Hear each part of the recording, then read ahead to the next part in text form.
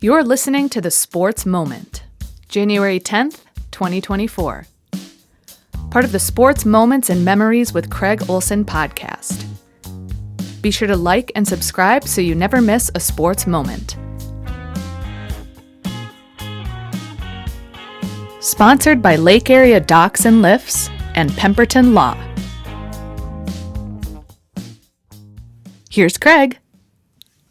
It's an exciting day with our podcast as the special feature on the Lady Spartans 2000-2001 NJCAA Division III National Championship team has been posted. I hope you take a look at it. There is video along with audio as we talked with all 9 members of that championship team when they were back for a Hall of Fame induction back on December 2nd. And we have some great comments from the girls, from the coaches, and some highlights from the championship season. Be sure to check it out on our podcast, wherever you are listening or viewing your podcasts. That's where you can find Craig Olson with the Sports Moments and Memories. That's our podcast today is going to feature a lot of local results from last night, and we're continuing our series on the memories portion of our podcast of the Otter Boys Hockey team finishing third in the state back in 98-99, the 25-year anniversary of that highest finish ever for an Otter Boys Hockey team. And we'll hear comments today from Coach Brad Bergstrom, goaltender Kevin Ackley, who was the MVP of that team, and Josh Anderson, the leading scorer. We'll hear from all three of them, and more comments from former Otters and Coach Bergstrom throughout the rest of this week as we remember that special time in Otter sports history. Well, it was a really busy day last night around the area in sports, and there were some highlights, and one of them happened at the Fergus Falls Gymnasium last night, where the Otter girls basketball team built a 22-point lead behind some really good defense against Bemidji. And then Bemidji, they got going in the second half. They fought back, and they got to within 1 point late in the game. Otters held on, though. They never trailed in the game, and the Otters beat Bemidji 46-44 last night. Bryn Sternberg ran into some tough defense, but Bryn, and good scorers do this, she had a way last night of getting her double-double anyway, even though some really stiff defensive coverage made it tough on her last night. Bryn had 16 points and 10 rebounds to lead the Otters to that victory.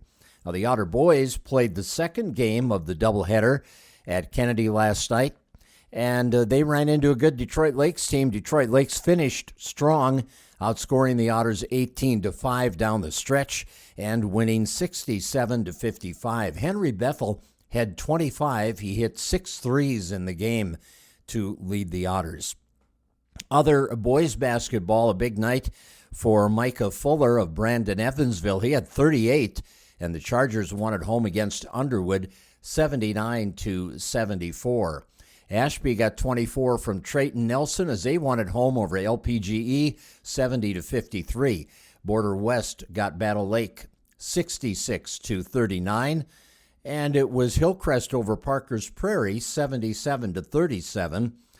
As Noah Brumfield led the way with 24 points. Luke Christensen added 19 points and 9 rebounds in that game as Hillcrest picked up that victory. And it was West Central area beating Benson 86-53. Barnesville lost at Park Rapids 79-71. And Norman County East Ulen Hitterdall beat Breckenridge 77-69. Henning, they shot the ball really well, 62% on the way to an 87-32 win over Verndale. Pelican Rapids got Frazee 59-44. And on the girls' side of things, it was Battle Lake 52, Ashby 42. Hillcrest, another double-double for Ella Knutson, 25 points, 16 rebounds. Elsa Retzloff had 15 points, 8 boards, and 4 steals. And the Comets win 48-47 over Rothsay. Emma Berge had 10 rebounds in that game. It was Clinton Graceville Beardsley beating Parker's Prairie 63-56. Hancock went into Underwood and edged the Rockets 56-55. Brandon Evansville 61, Wheaton Herman Norcross 48. Barnesville outgunned DGF 83-81. Breckenridge knocked off Hawley 84-73. It was Perham 77, Freese 49. Perham made 10 of their first 12 threes in that game to build a big halftime lead.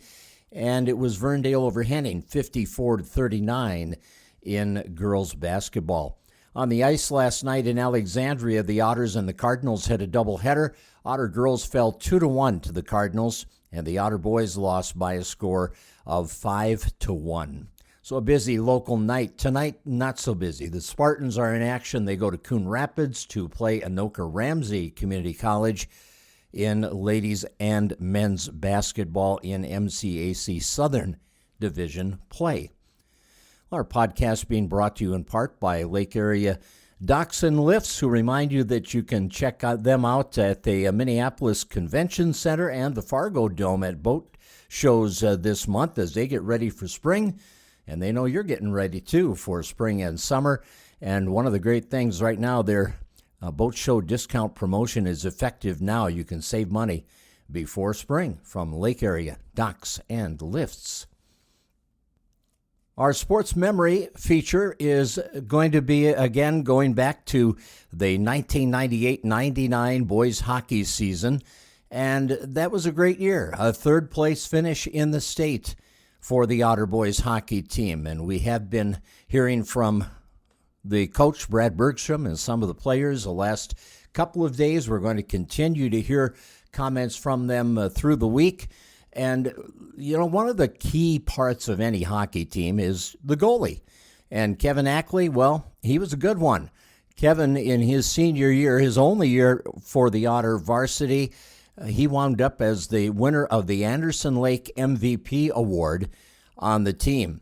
And Brad Bergstrom, his coach, he is a former goalie too. So Brad, of course, maybe had a little extra insight to what Kevin Ackley brought to the team. In fact, Brad agrees Kevin was pretty good goalie. He was really good. Having been a goaltender myself, I may be a little biased in my opinion, but I always thought that what the success that you were going to have started from the crease going out. And we really emphasized that the key to being successful is you got to play well in your own end. And that's, to me, one of the things that separated that team out from many others that we either played against or even I had the awesome opportunity to coach is they took playing in their own end so very, very seriously, and they worked really hard at it. And with Kevin back there, you would sometimes teams with have a great goaltender, they'll have the propensity not to play hard in their own end because Kevin will stop that. And but that was not the case. But when we needed him, he was there, and he was certainly a valuable piece for us as we ran through the season and had some of the success that we did. And as far as Kevin Ackley goes, playing for a former goalie as his head coach really helped him out, and he had a lot of respect for the insight that he got from Coach Bergstrom. Brad Bergstrom was an awesome coach, and I think for me personally, where I developed the most was he let me be myself. He let me be me and let me be the leader, a leader for the team.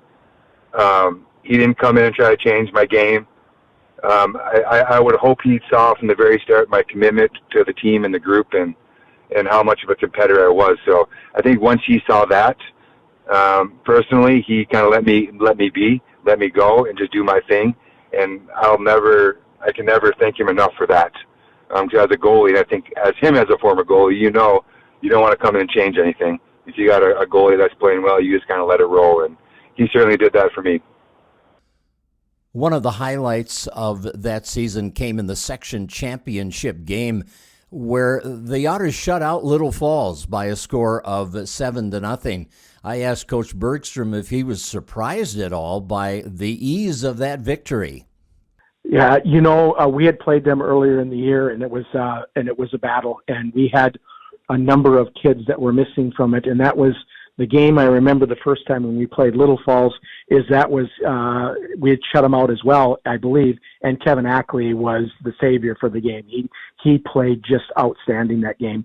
And so when we came into that section final, we knew it was going to be a tight game. We knew it was going to be a tough game.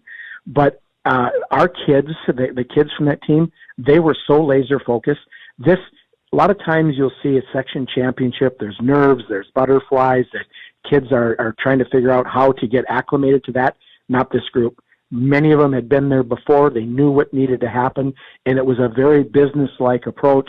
And so in the end, was it a surprise that we won by the score we did? Sure. But does it surprise me? No, because they were so laser-focused. And we had a game plan, and they executed it to perfection, and then the results showed up on the scoreboard. And as for the goalie, Kevin Ackley, yeah, that was a pretty sweet win to bump off the Flyers in the section finals.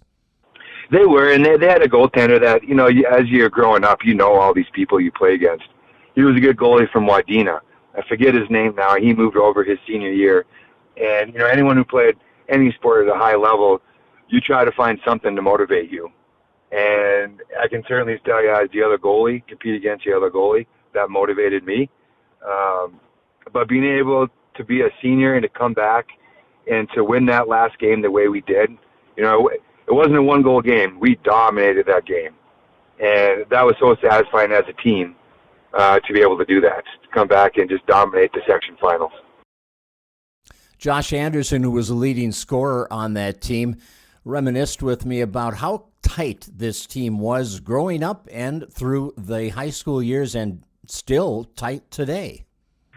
We grew up together. We played together, pretty much, mites on up together. We grew up on the outdoor rink together and, essentially doing everything together. A lot of different sports, not only hockey, but we played baseball, and a lot of the guys played football together. And so, I think, we were a close-knit group. We worked hard for one another. Nothing ever comes easy.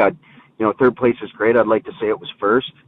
But I think just the culture we had, and, we're still a fairly close-knit group.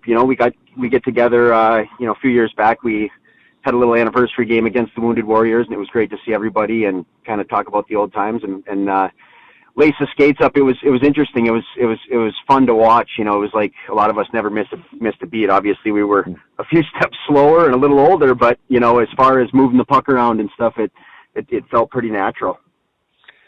You spent the majority of your time that year on the same line with Aaron Olson and Rob Meister. What made you guys click as a line? Why were you effective? We played a lot together growing up. I was fortunate to be able to play with Rob and Aaron, both really, really great players. Rob was, a bigger body, good skater, could see the ice well. Aaron, a great scorer, could really shoot the puck. We kind of knew where one another was. I knew, if I got if Aaron or Rob got the puck on the wall, I could take off, and they knew where I was going to be, and I think they knew that, I kind of knew where they were going to be, and we all had, our games were all a little different, but they, when you put it all together, it was a pretty effective line. It's been a lot of fun to reminisce with these players and coaches about that special season 25 years ago, the third place finish in the state by the 98-99 Otter Boys Hockey team, the highest finish ever. And we'll look forward to hearing more comments from players and coaches tomorrow. Lake Area Docks and Lifts, one of our sponsors, they have 5 locations in Minnesota, and they invite you to check out their boat show booths at the Minneapolis Convention Center and the Fargo Dome this month. The boat show discount promotion is in effect now, and you can save money before spring with Lake Area Docks and Lifts. Lake Area Docks and Lifts, more than just docks and lifts. Lake Area Docks and Lifts. And Pemberton Law, of course, is one of our sponsors, and Pemberton Law carries a legacy of trustworthy and reputable legal representation dating back to 1883. Offices in Fergus Falls, Wadena, Detroit Lakes, and Alexandria. Visit them online at pemlaw.com. And back to some results from last night. The Minnesota Timberwolves had a really good game in Orlando last night as they beat the Magic 113-92. They outscored the Magic 33-16 in the opening quarter, led from wire to wire. And Karl Anthony Towns had 23 of his 28 points in the first half last night. Then Rudy Gobert also had his double-double, 21 points and 12 rebounds. Wolves tonight have a big game. They'll be taking on the Boston Celtics, the best team in the NBA, in Boston for that game this evening. Minnesota Wild are in Dallas. They got beat at home by Dallas a couple of nights ago, 4-0, so they'll try to even the score with the Mavericks, or with the Stars, rather, but they have to do it without some injured players. Jared Spurgeon is out. Philip Gustafson is out. Jonas Brodin is out. Kirill Kaprizov is out. Vinny Lettieri is out. It just goes on and on. The Wild have been shorthanded for a while as they have been struggling to get bodies healthy.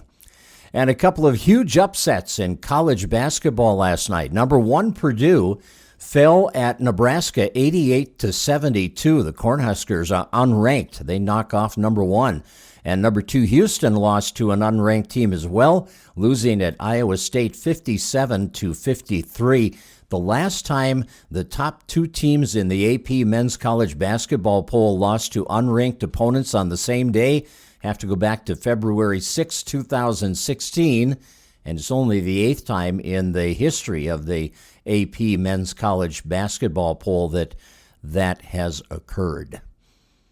Well, that's going to do it for our podcast today. Remember to check out that special feature podcast on the Lady Spartans 2000-2001 NJCAA Division III National Championship team, and hope you'll come back tomorrow. Have a great day. You've been listening to The Sports Moment with Craig Olson. Sponsored by Lake Area Docks and Lifts and Pemberton Law. Produced by Sunroom Lab. Music by Blue Red Roses. Subscribe wherever you get your podcasts and stay tuned for the first sports memory episode featuring the 2000-2001 Lady Spartan National Championship basketball team. Coming out January 10th.